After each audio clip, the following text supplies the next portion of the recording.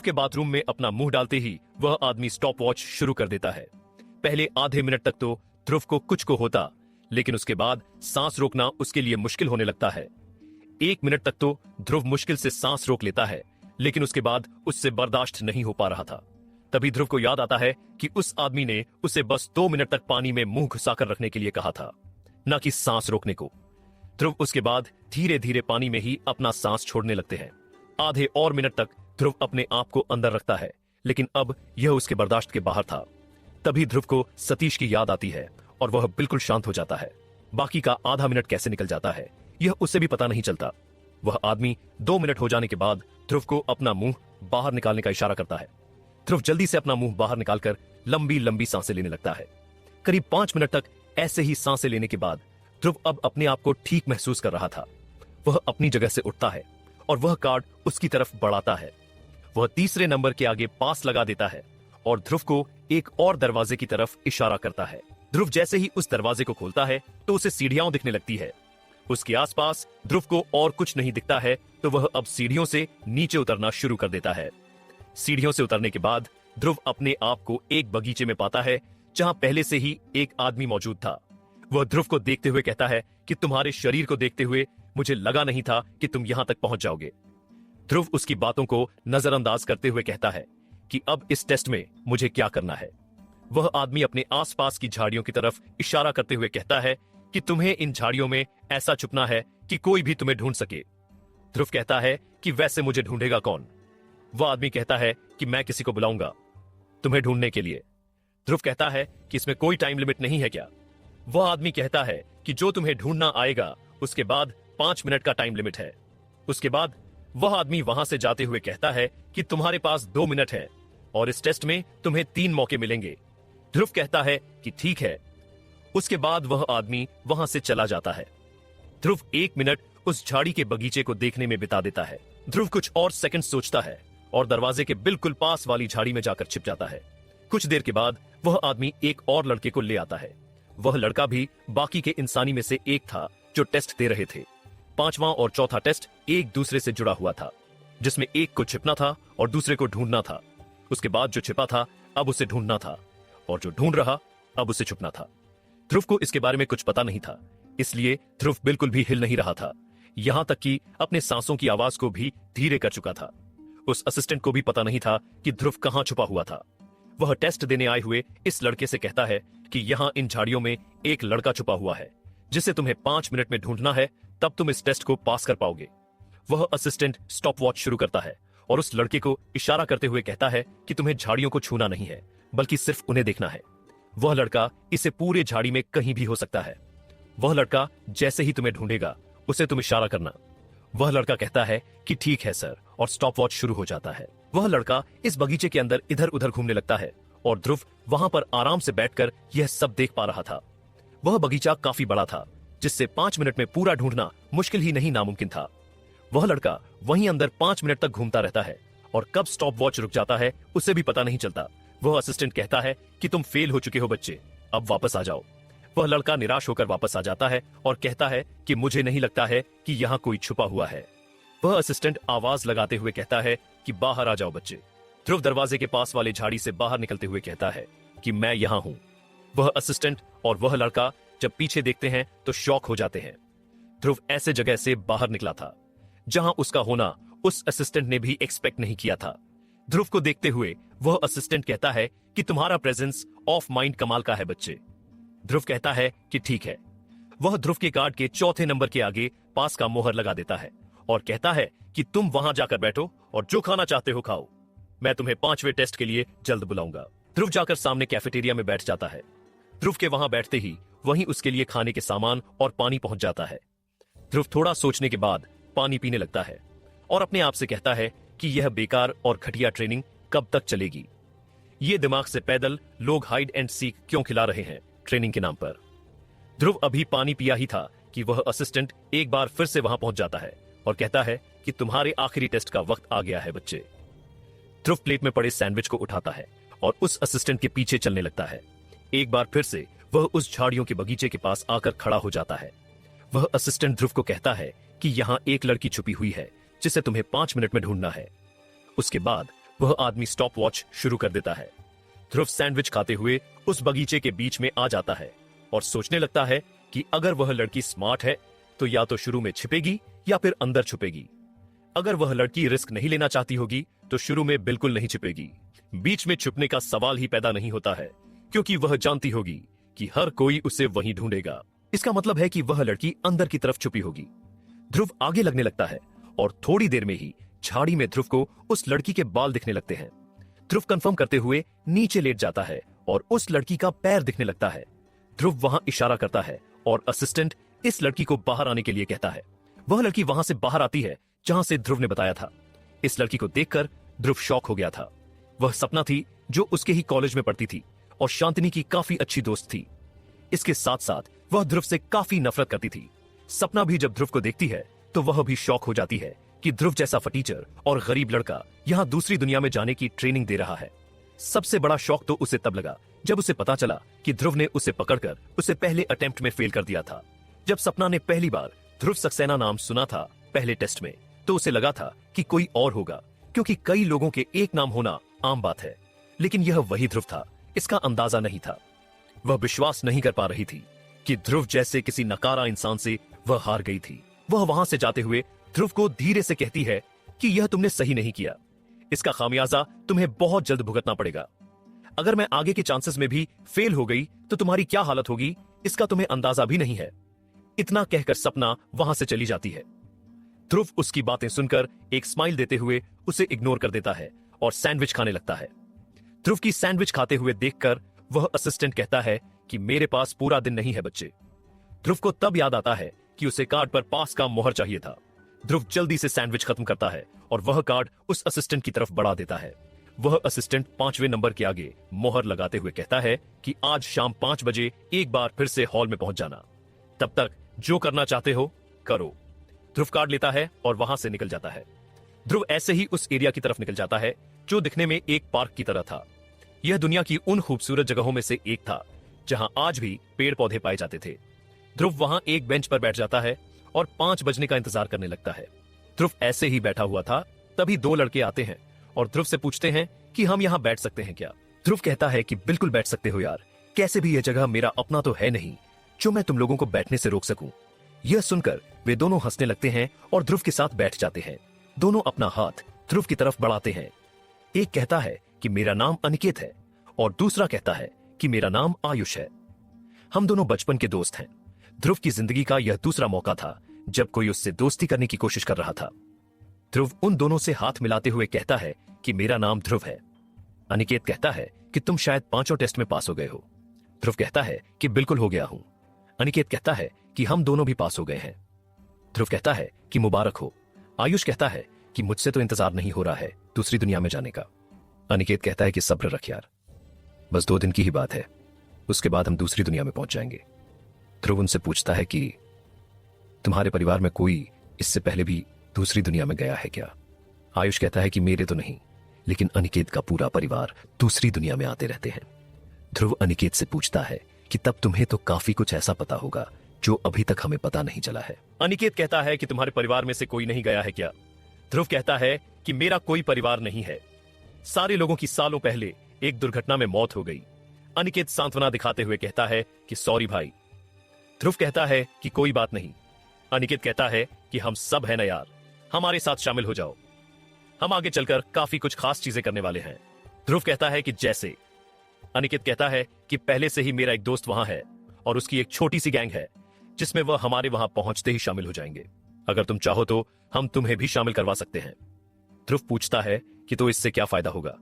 अनिकेत कहता है कि वहां जानवर और बाकी चीजें काफी खतरनाक होते हैं जिनका शिकार अकेले करना नामुमकिन है, लेकिन गैंग्स में करने में आसान है। तुमने तो सुना ही होगा कि एकता में शक्ति होती है। आगे की कहानी जानने के लिए सुनते रहिए।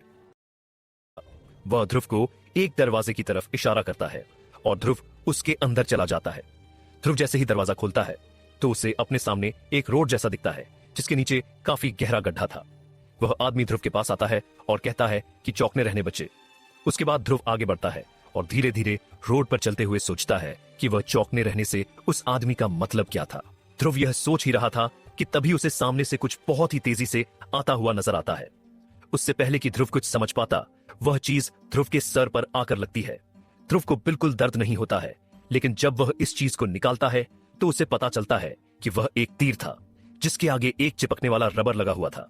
ध्रुव यह देखकर समझ जाता है कि उस आदमी ने चौंकने रहने के लिए क्यों कहा था।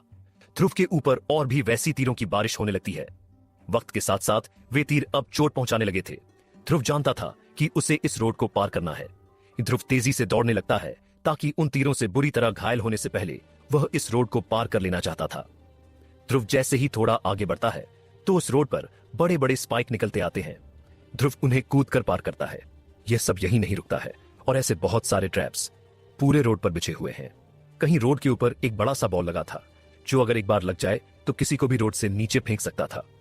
तो कहीं रोड जल थी तो कहीं कूच पकड़ने वाले खतरनाक ट्रैप्स लगे हुए थे जिसके ऊपर पैर पड़ने का मतलब था एक खतरनाक दर्द को सहना। ध्रुव दौड़ते हुए आगे बढ़ रहा था जिसकी वजह से उसका पैर एक ट्रैप पर जाता है और उसी पल वह ट्रैप ध्रुव के पैर को जकड़ लेता है जिसकी वजह से ध्रुव की एक चीख निकल जाती है।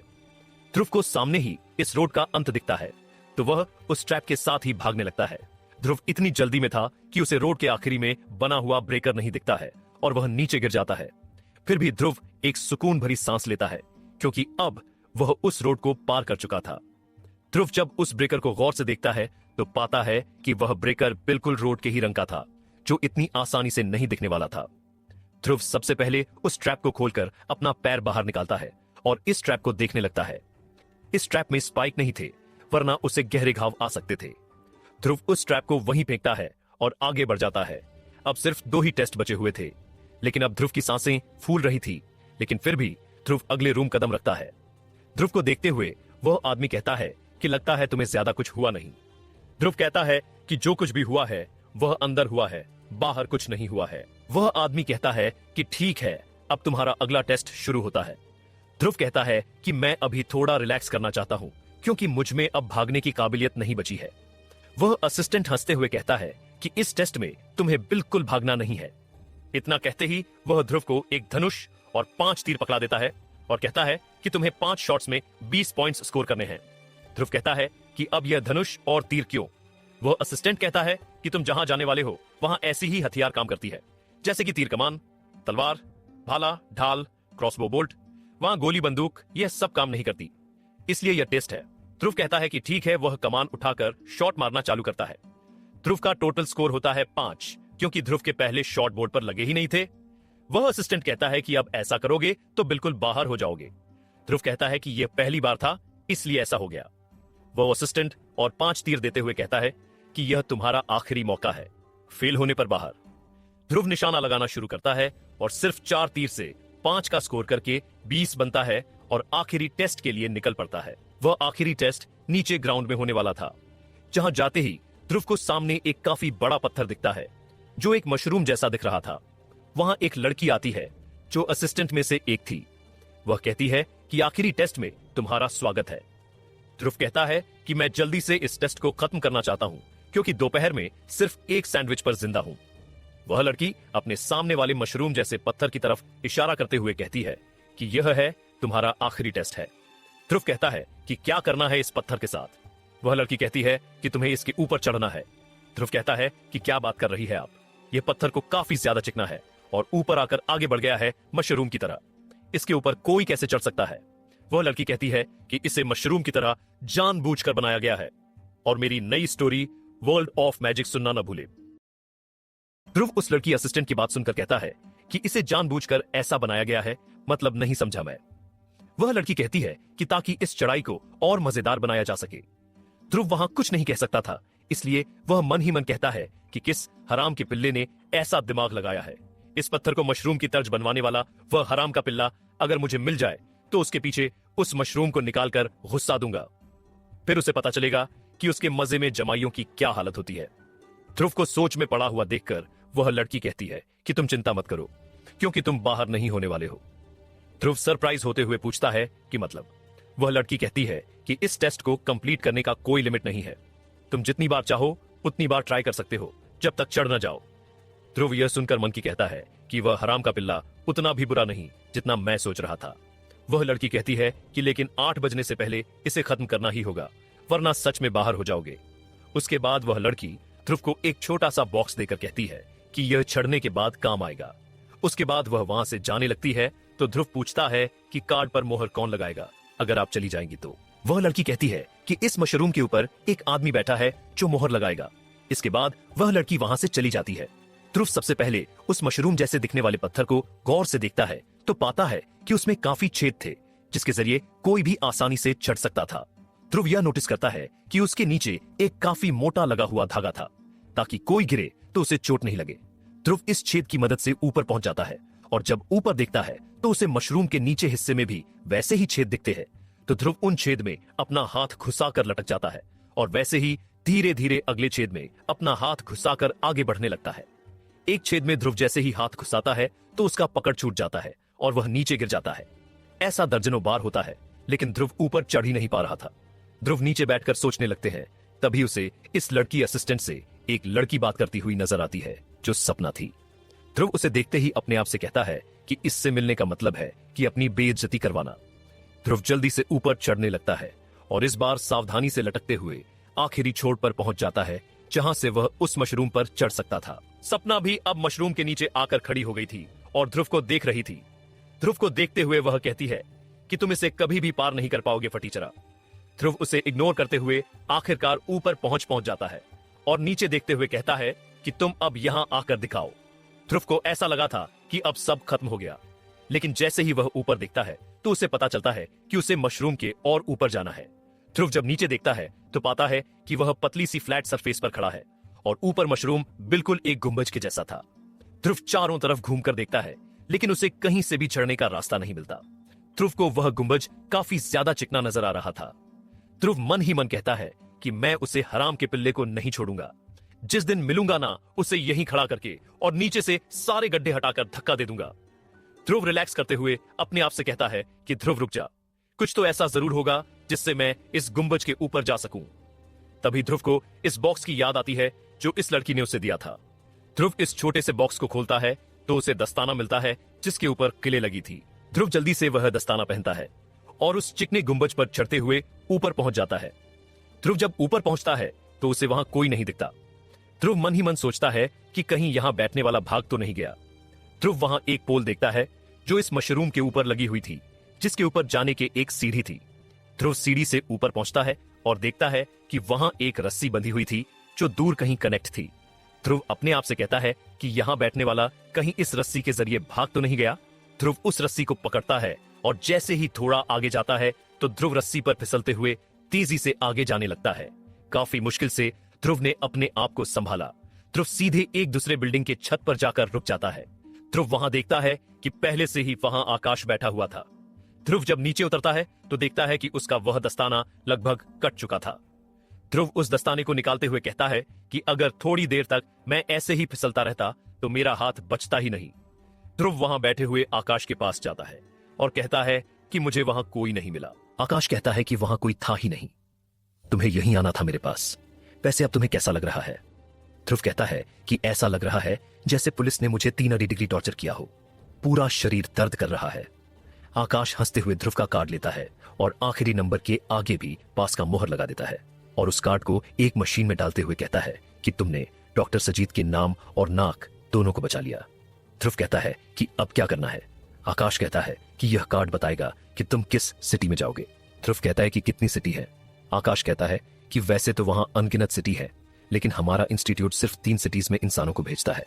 पहला है स्वॉर्ड सिटी जो शेडो निंजा के कंट्रोल में है और आसपास का सबसे बड़ा सिटी है। दूसरा है जेड सिटी जो ब्लेज के कंट्रोल में है। आखिरी सिटी है डिवाइन सिटी जिसके ऊपर इंसानों का कंट्रोल है। ध्रुव कहता है कि तो मैं वहीं जाना चाहूंगा जहां इंसानों का कंट्रोल है। आकाश कहता है कि यह मशीन जिसमें मैंने तुम्हारा कार्ड डाला है वह डिसाइड करेगा कि तुम कहां भेजे जाओगे। ध्रुव कहता है कि क्या दूसरी दुनिया में सिर्फ इन्हीं 3 जगह इंसान रहते हैं? आकाश कहता है कि बिल्कुल नहीं, हमारे जैसे और भी इंस्टीट्यूट हैं धरती पर जो अलग अलग जगहों पर अपने ट्रेन किए इंसान भेजते हैं। तभी वह कार्ड मशीन से बाहर आ जाती है जिसके ऊपर लिखा हुआ था डिवाइन सिटी। आकाश कहता है कि कमाल हो गया है ध्रुव, तुम डिवाइन सिटी ही जाओगे। वह ध्रुव को उसका कार्ड दे देता है और वह छोटा सा कार्ड लेता है और उसके ऊपर डिवाइन सिटी छाप देता है और कहता है कि नीचे जाओ और डिनर करो। ध्रुव कहता है कि 7 बजे डिनर है। आकाश कहता है कि 8 बजे दूसरी दुनिया के निकलना है बच्चों। ध्रुव उसे कहता है कि मैं समझ गया। ध्रुव जाने वाला होता है कि आकाश कहता है कि इस बड़े वाले कार्ड को वहां पहुंचते ही वहां के ट्रेनर को दे देना और छोटे वाले कार्ड को ट्रेनिंग खत्म होने के बाद मुझे लौटा देना। ध्रुव पूछता है कि ऐसा क्यों? आकाश कहता है कि रूल है। ध्रुव वहां से नीचे चला जाता है और जैसे ही वह नीचे जाता है तो उसकी सारी थकान वहां के नजारे को देखकर चली जाती है। वहां हर तरीके के खाना मौजूद था। वहां उतने किस्म का डिश था जितना ध्रुव ने अपनी पूरी जिंदगी में नहीं देखा था। ध्रुव जल्दी से 2-3 डिश लेता है और उसे खाना शुरू कर देता है। कुछ देर के बाद वह जगह लोगों से भर जाती है और अनिकेत और आयुष भी ध्रुव के साथ बैठकर खाने लगते हैं। ध्रुव कहता है कि तुम लोग किस सिटी में जाने वाले हो? अनिकेत कहता है कि गड़बड़ हो गया है यार, मैं डिवाइन सिटी और आयुष स्वॉर्ड सिटी जाएगा। काश हम अमीर होते तो जो चुनना चाहते वह चुन सकते। ध्रुव कहता है कि बुरा हुआ। आयुष पूछता है कि वैसे तुम्हारा कौन सा सिटी है? ध्रुव कहता है कि मेरा भी डिवाइन सिटी है भाई। अनिकेत कहता है कि क्या बात है, मुझे तो लगा कि मैं अकेला पड़ जाऊंगा। आयुष कहता है कि लेकिन मैं तो अकेला पड़ गया ना। अनिकेत कहता है कि तुम्हें खुश होना चाहिए। आयुष कहता है कि वह क्यों? अनिकेत कहता है कि देखो, अगर तुम जेड सिटी में जाते तो उन ड्रैगन ब्लेज प्रजाति वाले तुम्हें पूरी तरीके से बर्बाद कर देते। शेडो निंजा उनसे तो काफी ठीक है। आयुष कहता है कि इसीलिए तो मैं शांत हूं। अनिकेत कहता है कि अगर कोई डिवाइन सिटी से स्वॉर्ड सिटी जाना चाहेगा तो तुम उसके साथ एक्सचेंज कर सकते हो। आयुष कहता है कि कोई दिमाग से पैदल आदमी ही ऐसा करना चाहेगा। अनिकेत कहता है कि ऐसा नहीं है, बहुत सारे लोग ऐसा करते हैं। ध्रुव कहता है कि तो फिर सही है, आयुष भी डिवाइन सिटी आ सकता है। आयुष कहता है कि लेकिन कब होगा यह? ध्रुव कहता है कि जल्दी हो जाएगा यार, चिंता मत करो। आयुष कहता है कि मैं तो सिर्फ इंतजार कर सकता हूं। ध्रुव अनिकेत से पूछता है कि तुम्हारा वह गैंग का लीडर किस सिटी में है? अनिकेत कहता है कि चिंता मत करो दोस्त, वह डिवाइन सिटी में ही है, तुम्हारा बन जाएगा। ध्रुव कहता है कि थैंक्स यार। दूसरी तरफ आकाश जब अपना काम खत्म कर लेता है तो उसे डॉक्टर सजीव का फोन आता है। आकाश कहता है कि आपका काम हो गया है, मैंने ध्रुव को डिवाइन सिटी के लिए सिलेक्ट कर दिया है। डॉक्टर सजीव कहते हैं कि थैंक्स आकाश। आकाश कहता है कि उसकी जरूरत नहीं है, आज मैं जिस जगह हूं उसकी वजह सिर्फ आप हैं, इतना मैं कर सकता हूं। उसके बाद आकाश फोन काट देता है और माइक पर चिल्लाते हुए कहता है कि सारे लोग अपना सामान लेकर हॉल में मिले। यह सुनते ही सारे लोग अपना सामान लेकर हॉल में इकट्ठा हो जाते हैं। इस बार सपना ध्रुव के बगल में ही खड़ी थी। वह कहती है कि तुम डिवाइन सिटी पहुंचो तो सही, फिर मैं तुम्हें तुम्हारी औकात दिखाऊंगी। उसके बाद वह आगे बढ़ जाती है। उसी वक्त अनिकेत और आयुष भी वहां पहुंच जाते हैं। उसी वक्त आकाश कहता है कि अपने सिटी के अनुसार लोग अलग अलग हो जाएं। सारे लोग वैसा ही करते हैं। जाते वक्त आयुष कहता है कि ट्रेनिंग खत्म होने के बाद हम अगले दिन यहाँ कैफेटेरिया में मिलेंगे। ध्रुव और अनिकेत दोनों हामी भरते हैं और आयुष अपने सिटी के लोगों के साथ चला जाता है। ध्रुव देखता है कि डिवाइन सिटी में सिर्फ 20 लोग ही थे, जबकि बाकी की दोनों सिटी में 30 के आसपास लोग थे। ध्रुव अनिकेत से इसकी वजह पूछता है तो अनिकेत कहता है कि डिवाइन सिटी बाकियों से छोटा है ना, इसलिए। आकाश तीनों ग्रुप को 3 अलग अलग जाने का इशारा करता है और सब उधर चलने लगते हैं। ध्रुव और उसके साथ इसे लोग जब उस कमरे में पहुंचते हैं तो ध्रुव का मुंह खुला का खुला ही रह जाता है। आगे की कहानी जानने के लिए बने रहिए और मेरी नई स्टोरी वर्ल्ड ऑफ मैजिक सुनना न भूले। ध्रुव जब उस रूम में पहुंचता है तो उसका मुंह खुला का खुला ही रह जाता है। उस कमरे की चीजें काफी ज्यादा एडवांस थी और वहां रेल की 2 पटरियां बिछी हुई थी। एक के ऊपर एक छोटी सी 3 डब्बे वाली ट्रेन खड़ी थी जो पटरी से 2 इंच ऊपर थी। वहां और भी बहुत सारे लोग थे जो चढ़ रहे थे उस ट्रेन पर।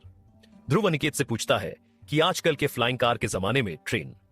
अनिकेत कहता है कि यह ट्रांसपोर्टेशन ट्रेन है, यही लोगों को दूसरी दुनिया ले जाता है और दूसरा खाली पटरी है, वहां भी एक ट्रेन है। ध्रुव कहता है कि मुझसे अब बर्दाश्त नहीं हो रहा है। अनिकेत कहता है कि तुम्हें तो झाल फिलहाल में पता चला है तो तुम्हें बर्दाश्त नहीं हो रहा है, लेकिन मुझे तो सालों से इसके बारे में पता है, तो सोचो मेरा क्या हाल हो रहा होगा।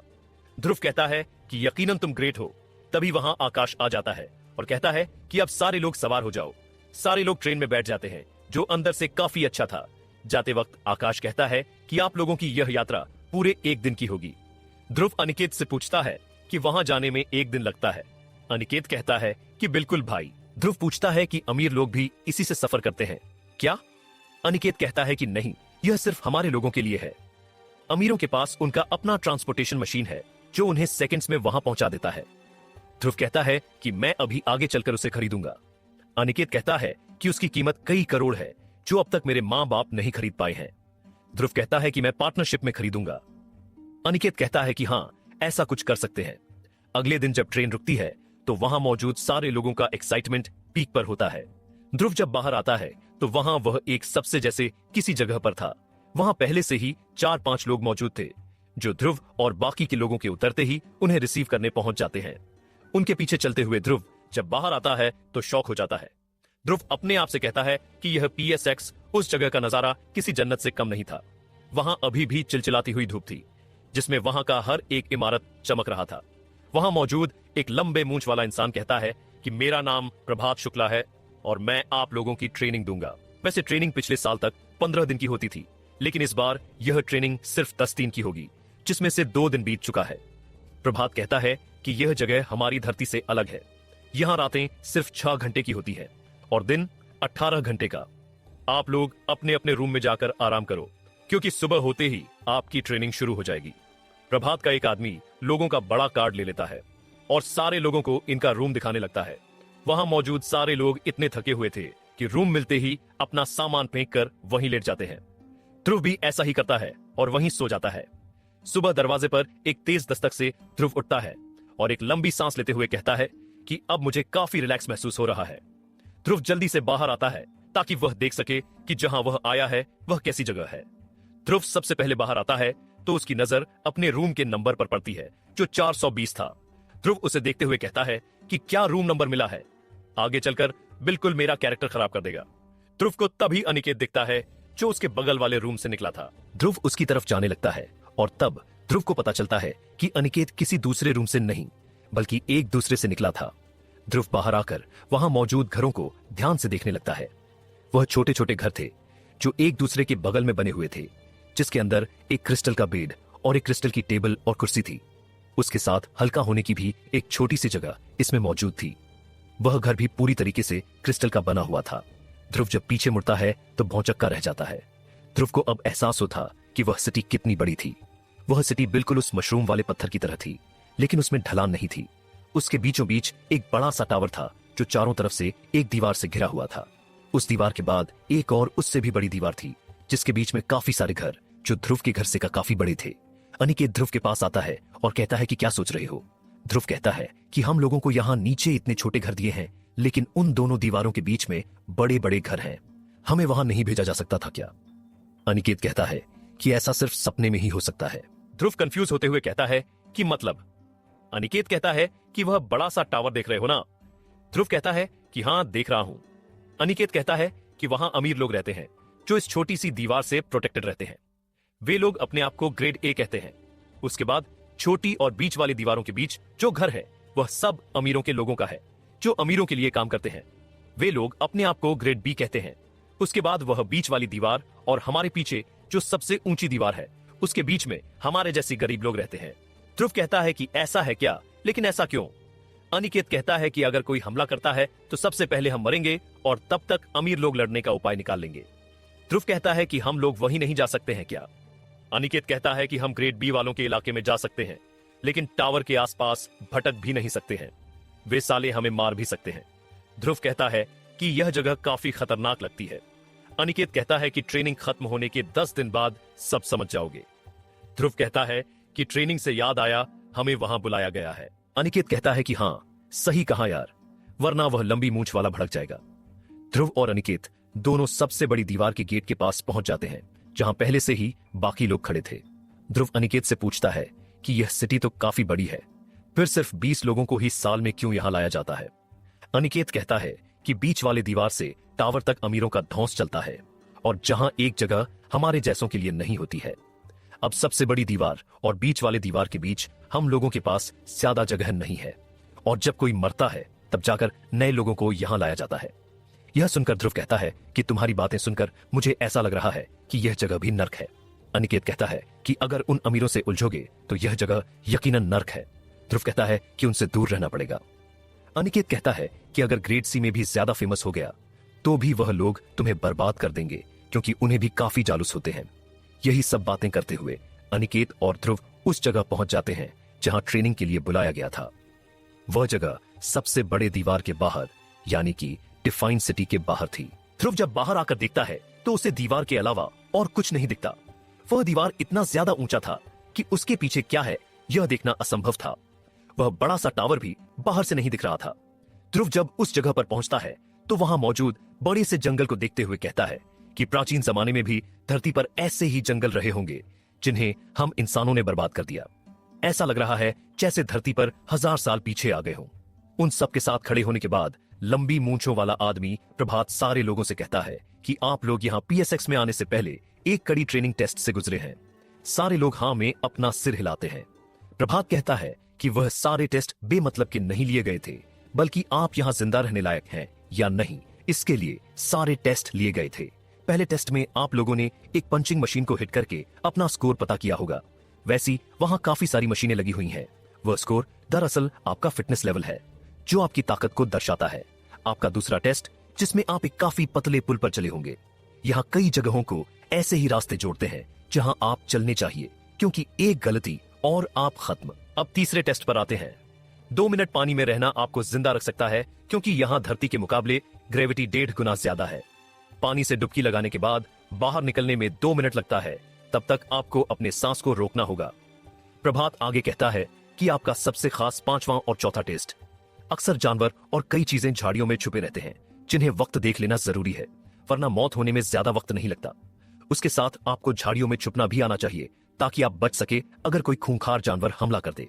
आपको वेट उठाना और पत्थर तोड़ना का भी टेस्ट लिया गया होगा। प्रभात बगल में इशारा करते हुए कहता है कि वहां जो टनल दिख रहा है आपको, वहां माइनिंग चलती है, जहां अगर आप कम करते हैं तो वह टेस्ट आपके लिए था। एक लड़का कहता है कि हम यहां मजदूरी करने नहीं आए हैं। प्रभात हंसते हुए कहता है कि जीने के लिए शायद तुम ऐसा करो। वह लड़का और भी कुछ बोलने वाला होता है, लेकिन प्रभात उसे रोकते हुए कहता है कि तुम्हें आगे क्या करना है, यह इस ट्रेनिंग के बाद डिसलाइन कर लेगा। तब वह चुप हो पड़ता है। प्रभात कहता है कि आप लोग मेरे पीछे यह जंगल देख रहे हैं, इसके अंदर काफी सारे ट्रैप्स बिछे हुए हैं। कुछ हम इंसानों ने जानवरों को पकड़ने के लिए लगाए हैं, तो बाकी जगहों पर शैडोज निंजा और ब्लेज के लोगों ने लगाए हैं। आप लोगों को उन ट्रैप्स को डिटेक्ट करके उनसे बचने की जरूरत है, वरना आप सब भूख प्यास से वहीं ट्रैप में फंसे हुए मर जाएंगे, क्योंकि मदद काफी कम मिलती है। इसलिए आप लोगों से ट्रैप वाला टेस्ट लिया था। ऐसे ही मशरूम जैसे पत्थर पर चढ़ने का भी टेस्ट था, क्योंकि यह पहाड़ और ऊंची जमीन ऐसी ही होती है, तो आपको उस पर चढ़ना आना चाहिए। एक आखिरी टेस्ट जो आपको हथियार चलाने का लिया गया होगा, वह सबसे खास है। उसके आगे प्रभात कुछ बोलने ही वाला होता है कि उसका एक आदमी उसके पास आता है और उसे एक पेपर देते हुए कहता है कि यह धरती से आया है। प्रभात उस पेपर को पढ़ने के बाद कहता है कि क्या है यह, उनका दिमाग खराब हो गया है क्या? अगर ऐसा किया तो यह 20 लोग मारे जाएंगे। यह सुनकर ध्रुव और बाकी के लोग सोच में पड़ गए थे कि आखिर ऐसा हुआ है जिससे वे लोग मारे भी जा सकते हैं। आगे की कहानी जानने के लिए सुनते रहिए। प्रभात को चिल्लाते हुए देखकर उस आदमी कहता है कि इसे प्रेसिडेंट ने इश्यू किया है, यह सब जगहों के लिए है। प्रभात उस पेपर को वापस उस आदमी को दे देता है और ध्रुव और बाकी लोगों की तरफ